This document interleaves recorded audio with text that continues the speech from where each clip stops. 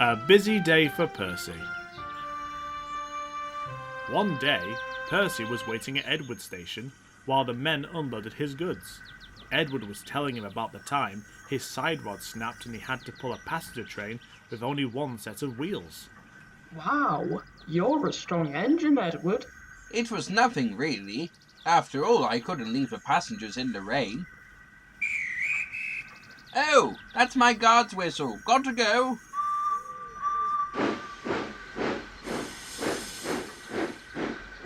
See you soon, Percy.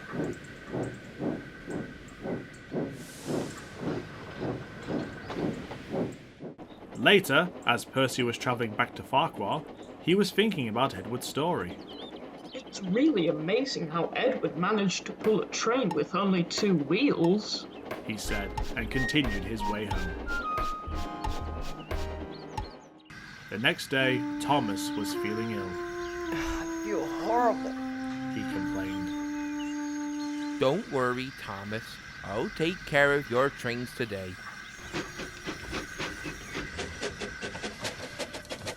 Toby had to do Thomas's work as well as his own, but soon started to feel tired. I can't carry on. I wasn't built for this. When the Fat Controller heard the news, he wasn't pleased at all. Well, I guess Percy will have to do Thomas's and his jobs, and Mavis will have to do Toby's as well as her own. Percy wasn't pleased. This is going to be hard, he said to himself.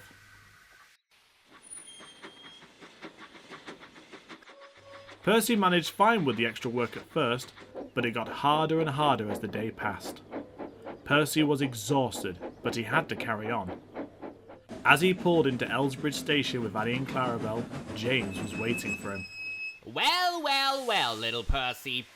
Why are you so late? I have to do Thomas's work, said Percy as he tried to catch his breath. Nonsense, Percy. Laughed James. You little branch line engines are weak. If you were like us mainline engines, you wouldn't struggle as much.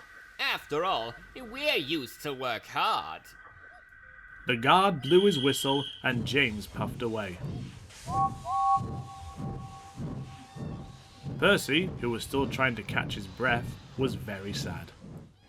A few days later, Percy had to take a goods train to Elsbridge for James to take to the docks. While Percy was backing up to his train, he began to feel weird in his left cylinder.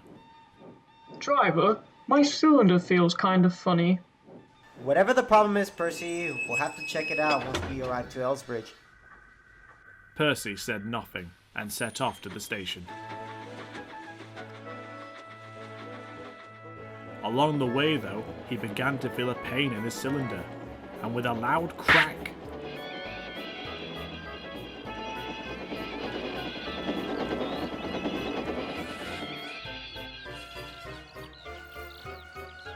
he stopped. His crew inspected the damage. Father, your cylinder's burst, Percy. I guess I should call for help. Percy was upset, but then he remembered Edward's story. No, driver, don't. I will pull this train if it's the last thing I do.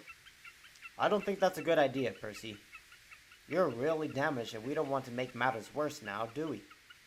But whatever his crew would tell him, he wouldn't change his mind. Okay then, we trust you. But if you feel tired or something will stop you needing me. Wheel turn by wheel turn, Percy set off once again, pushing himself to the very limit. I won't fail. I can't fail, he panted. But at last he arrived at the station. James, who was waiting to tease Percy again, was speechless when he saw his cylinder. So, us branch line engines are weak, eh, James? Panted Percy. James didn't know what to say, and when it was time for James to leave, Percy's crew spoke to him. Well done, Percy! You show James what little branch line engines are capable of, said his driver. Percy was very pleased, and couldn't wait to see Edward again to tell him about his busy day.